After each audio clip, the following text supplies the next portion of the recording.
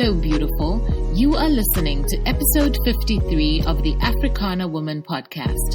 Chulu is my name. I am a writer, self-branding coach, entrepreneur, and mentor. This show is the home of African women's stories. We share ideas, triumphs, challenges, and lessons from our perspective as African women. This library is a step to cementing our place in history. Her story, your story, is powerful. Welcome to all the new listeners and welcome back to the Africana Woman family. Please hit the subscribe button or visit africanawoman.com to become an official Africana Woman visionary. I finally moved. Oh my goodness. If you have been with me for a while, you will know that I live in Zambia and I recently moved from the capital city to a small town in the center of the country. This whole process it's been a 4-month process basically, and it took a toll on me in every way possible. In the Africana woman community, we have a saying which is know your roots, grow your purpose, which entails being spirit-led and being obedient to your calling, otherwise known as your purpose. I could not possibly keep preaching this and not be living it. So in this episode, I want to share with you why I chose to leave formal employment. More importantly, rather, share what the process was like. And I know a lot of times people make it seem glamorized and easy, but there is so much involved with detaching yourself from certain spaces or constraints. I have known for a very long time that I did not want to work for a company for the rest of my life. However, when I realized this, my life was in shambles at that time.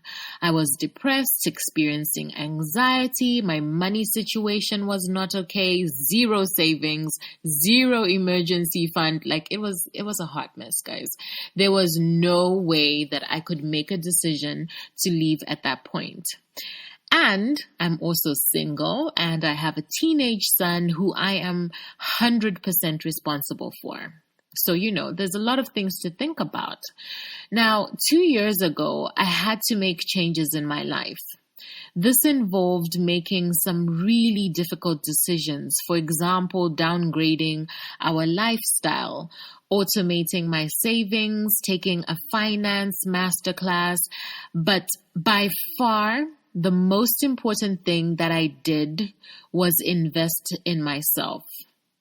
And this was so as I could work on getting a healthy mind and spirit. So I joined a mastermind and I also went for therapy. And I will say this, I did have to spend money for these things. Like, it's just a fact, right? Because I think a lot of times we say, invest in yourself and people think, oh, I don't know, I don't want to spend money. It's okay to spend money on yourself. You should be spending money on yourself for a good reason. So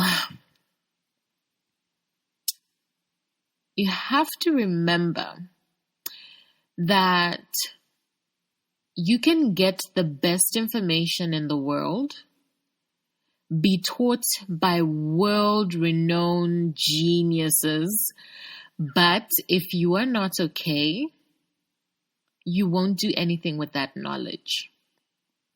Why? Because it's just not a priority. Your mind is too focused on your troubles.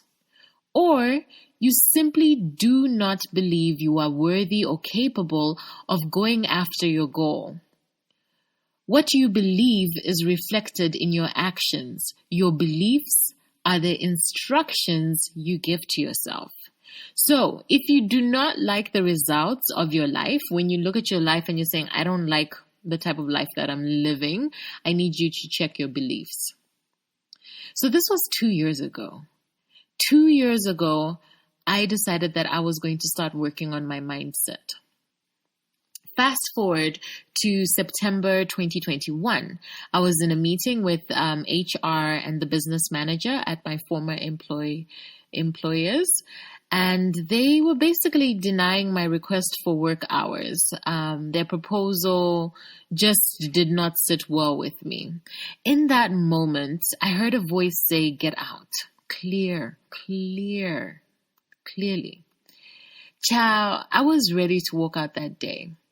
But I told them I wanted to terminate the contract in December. I figured this was enough time for them to prepare, right? Now, the kicker is my immediate supervisor was also due for maternity leave around the same time. So, in a department of 2, it only made sense that I do the maternity cover, right? Long story short, I said I'll do the maternity cover, but when I said it, I hadn't realized they were expecting me to do it all the way through to June. And I nearly lost my shit. 6 whole months of the new year, 2022, it felt like an eternity. Then, a few months down the line, they gave me a really bad contract, which gave me a great excuse to just say no in the end. So the whole thing really took 3 months. It was very painful. Now, what I've come to realize is that when we say we want something, God tests us to check if we're really serious about it. I know many times we want to say, "Oh, ni satana," or, "the devil is after me." No, I think many times God wants to make sure that you are sure you really want that thing. So I said that I wanted freedom. And then when an opportunity to stay longer presented itself, what did I do? I went back on my word. I went back, I denied that I wanted the freedom in order to stay in a perceived safety net. The minute I said that I would do the cover, I felt sick. Don't get it twisted. It wasn't cocoa. I got myself tested. It wasn't cocoa. Most sicknesses are a physical manifestation of your mind and spiritual troubles. Again, we blame Satana instead of fixing the problem that you have been avoiding. It was bad, guys. I tossed and turned for 3 nights with a fever that gripped me so tight. I even had a rash break out on my face, which actually hasn't really gone. And, I've never seen my face this bad. It was like I was expelling a toxin from my body, or I was purging something undesirable. So I know why I got sick. And the first chance I got to get out of the commitment I had made, listen, I jumped for it. I was just like, nope, not doing it. Can't do this cover.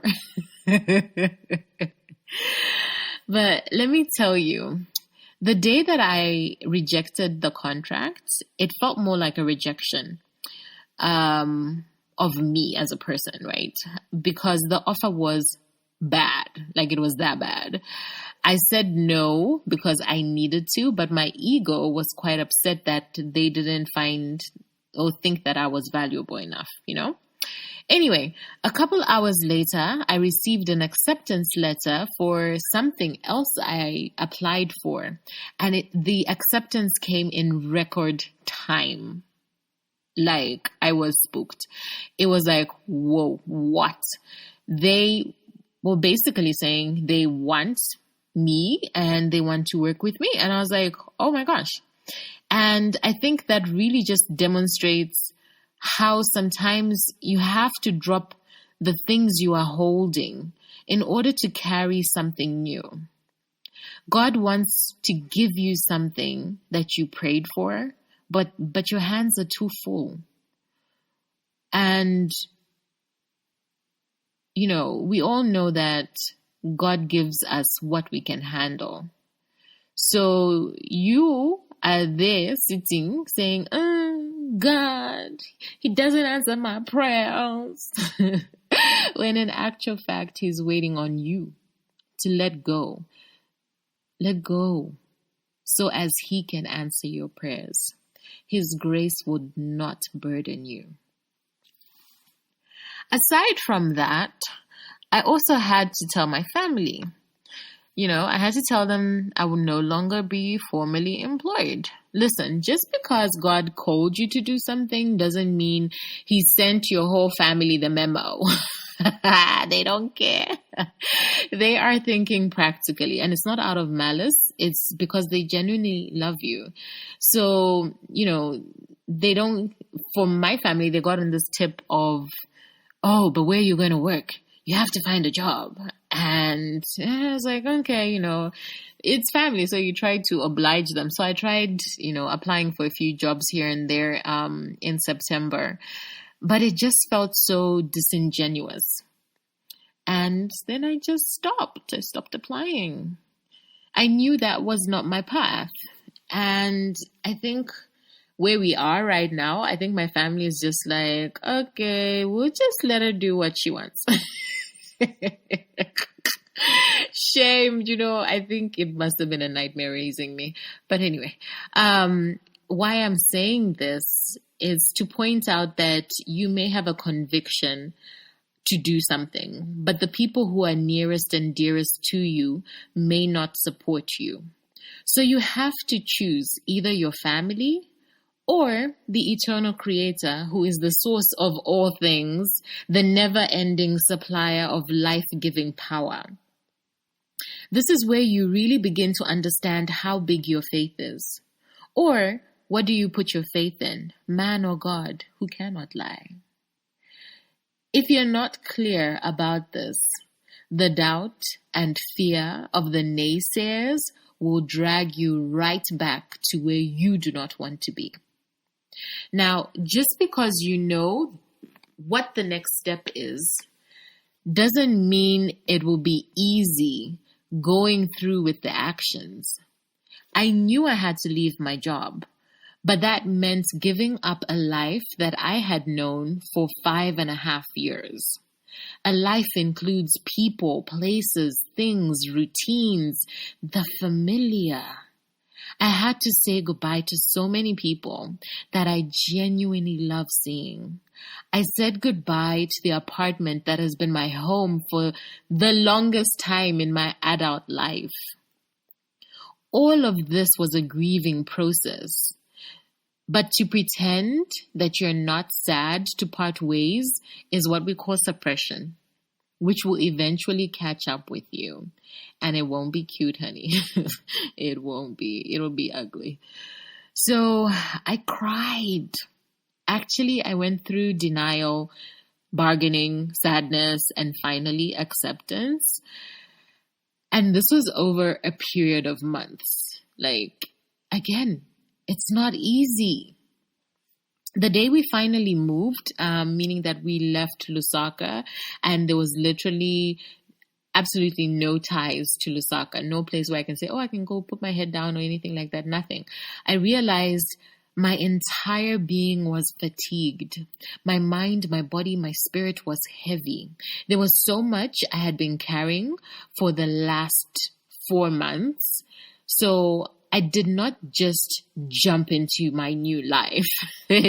Nope, I gave myself a vacation. This looked like doing absolutely nothing. Much to many people's frustration, I was not responding to emails, messages, I did not have the capacity. Key thing here is that I gave myself a deadline. Otherwise, that vegetative state could just continue indefinitely. And I simply cannot afford that. So the deadline came through and I turned back on. On the outside, it looks like I'm not doing much still. However, there is so much to do and I have to prioritize. So some things have taken a back burner. Essentially, I'm working on creating systems from scratch. Once they are in place, things will flow much better, much faster, and I can turn my attention to other areas. I can almost hear you saying or asking me, now that you've left your job, is your life all that you expected it to be? Girl, it's only been 17 days. Calm down. I'm just playing. This is what I know for sure. Every day I can see God working in my life. Like you guys, the God that I serve is mighty. Take, for example, today. I had a last minute booking for a picnic. It came in early evening of yesterday. And I was basically panicking. Basically, a picnic is part of my new business model. And this was going to be the first one that we've ever done. So I was panicking. I started making a long list of what I had to buy, what I had to go and purchase and get for this picnic. Wanted to get flowers, cushions, a whole bunch of stuff. Anyway, I went to bed. And in the morning, I have a morning routine, which includes prayer, morning pages, and meditation. And during my morning routine, I remembered a quote I recently saw that said, the same God who gave you the idea for that business is the same God who will give you the clients.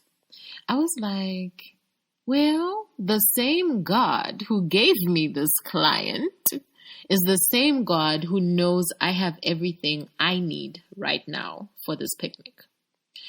So I started my day and I started to set it up, and we used resources that were in the house.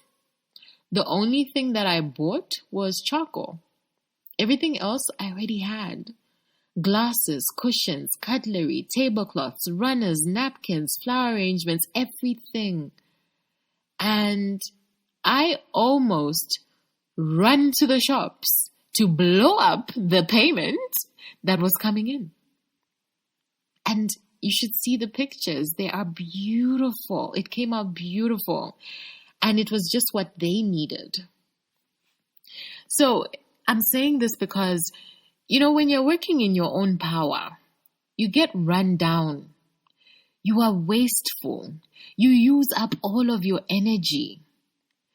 But when you are operating in obedience with God, you are at rest because you trust that whatever God says or plans is good for you.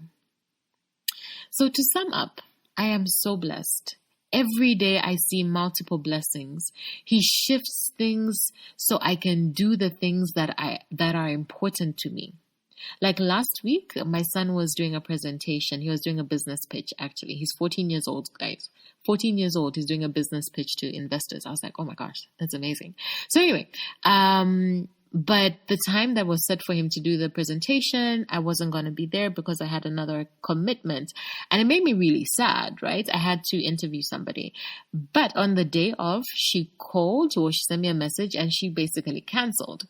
And that it gave me the space to cheer on my son, with his presentation and be there and be present, And I know you want to hear that my blessings, the blessings that I received is all about money.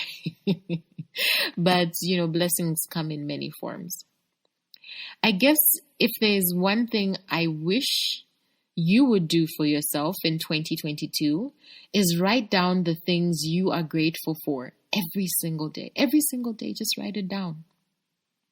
A gratitude journal is literally counting your blessings. You have to choose to see things as a blessing. You have to choose to take all the glory back to God. You get to choose to focus on positives and not negatives. I guess the question now is where to from here? Guys, 2022 is going to be big. I'm going to, get more elaborate about it in the upcoming episodes. What you should know for now is that there are episodes lined up all the way to the end of May. Like, the interview's already done. It's like done deal. I cannot wait for you to hear from these phenomenal women. I'm also going to be posting, you'll be getting the podcast twice a week. So I'm introducing what is called Know Your Roots Monday. Hey, Know Your Roots Monday. And this will be no more than 10 minutes. When you listen to it, I want you to get a pep in your step for the week ahead. So we will have our usual interview episode on Saturday, and then on Monday will be a quick inspirational message. Okay? Okay. So here I am, self-employed. The path is not clear. It's not yet clear, but I'm okay. Every day I wake up with a peace in my heart, and the Spirit says to me, you'll be okay. Blessed assurance. If you are thinking about making a huge change in your life, could be a relationship, a job, business, whatever it is.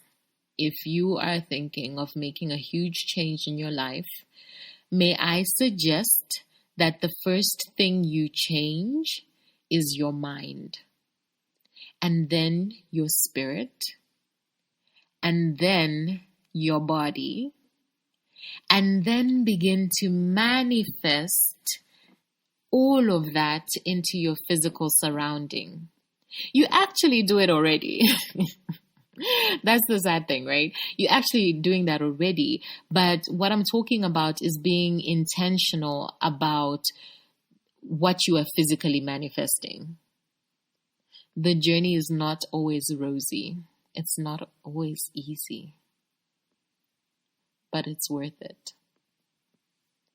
This Saturday, our first guest is my sister, Dr. Fatima Williams. Oh my gosh, listen.